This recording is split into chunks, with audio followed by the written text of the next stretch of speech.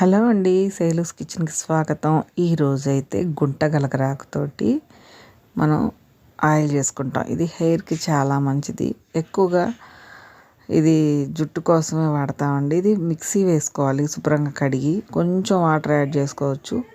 దీనికోసం అయితే ఒక ఇనుప మూకుడు తీసుకొని దాన్ని చక్కగా వేడవనిచ్చి తడి లేకుండా చూసుకున్నాక మనం సరిపడినంత కొబ్బరి నూనె తీసుకొని, నేనైతే ఒక కట్ట గుంట గలగరాకైతే తీసుకున్నాను. శుభ్రంగా మిక్సీ పట్టేశాను. ఓ చిన్న గ్లాస్ వాటర్ వేసి మిక్సీ పట్టేశాను.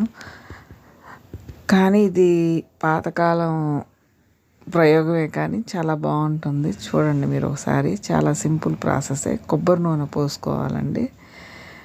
నేనైతే పారాచూట్ వేసుకున్నాను. దీంట్లో కొన్ని మెంతులు. దీనికి మంట అనేది కొంచెం, అంటే స్టవ్ కొంచెం సెగ తక్కువ పెట్టుకోవాలన్నమాట.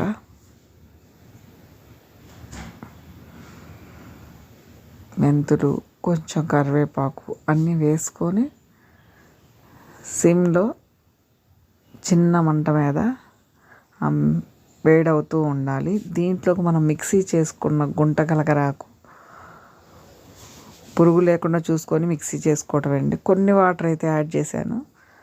మంచిగా దాన్ని వేసేసుకొని సిమ్లో మరగనివ్వాలి, మంచిగా మసలనివ్వాలన్నమాట.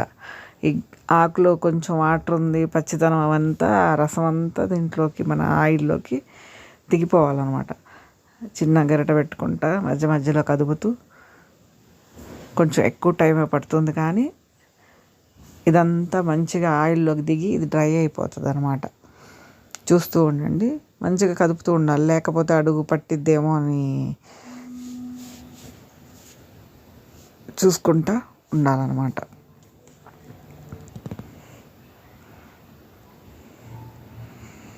గుంట గలగరాకు వల్ల చాలా ఉపయోగాలండి. హెయిర్ నల్లగా అవుతుంది. ఆయిల్ చాలా బాగా వాడుతూ ఉంటారు అందరూ పల్లెటూరులో అయితే. మేము వాడుతుంటాం. దొరకటం ఆకు కొంచెం కష్టమైనా కానీ ట్రై చేస్తే దొరుకుతుందండి. కూరగాయలు వాళ్ళని అడిగితే పల్లెటూర్లలో ఇది విరివిగా దొరుకుతుంది, మనకంటే సిటీలో దొరకదు. కానీ చూసారా, ఇప్పుడైతే ఆయిల్ ఇలా ఆకు మరిగి తగ్గిపోతా ఇది మటుకు ఆయిల్ బయటకు వస్తూ ఉంటుంది. ఇదైతే సిమ్లోనే ఉండాలండి, ఇది మర్చిపోవద్దు. కరివేపాకు, కొంచెం మెంతులు వేసాము. ఇంకా సుగంధ ద్రవ్యాలు కూడా వేసుకోవచ్చండి. అది వేసుకునే వాళ్ళని బట్టి, ఇష్టాన్ని బట్టి ఉంటుంది. కాకపోతే నాకు అవసరం లేదనిపించింది.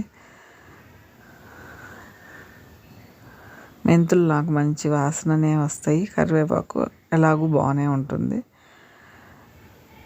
ఇది మా ఇంట్లో చేసేది కాబట్టి మీకు చూపిస్తున్నాను. మీ ఇష్టం, మీరు ఇంకేమైనా కావాలంటే యాడ్ చేసుకోండి.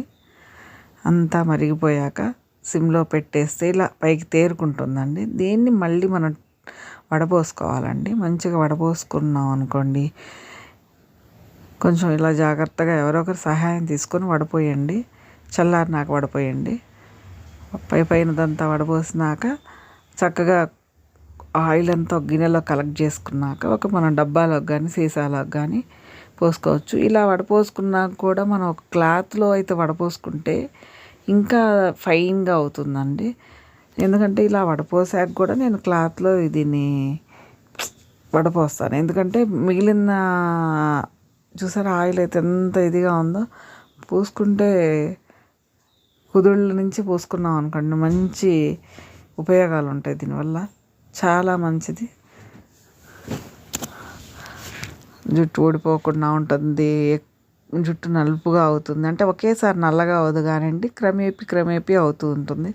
ఇలా క్లాత్లో వేసుకుంటే ఆ మిగిలిన పిప్పిలోంచి కూడా మొత్తం వచ్చేస్తుంది అనమాట, ఫైన్గా వచ్చేస్తుంది మొత్తం. ఎందుకంటే చాలా కాస్ట్లీ అవుతుంది కాబట్టి మనం వదిలేదంతా అనుకోకుండా దాన్ని చుక్క తీసేసుకోవాలండి. ఆ పౌడర్ని కూడా మనం తలస్నానం చేసేటప్పుడు హెన్నాలో పెట్టుకోవచ్చండి. ఆయిల్ అంతా ఇలా కలెక్ట్ చేసుకొని బాటిల్లో నింపుకోవటమే. బాయ్ అండి. మా ఛానల్ లైక్ చేయండి, షేర్ చేయండి, సబ్స్క్రైబ్ చేయండి. బాయ్.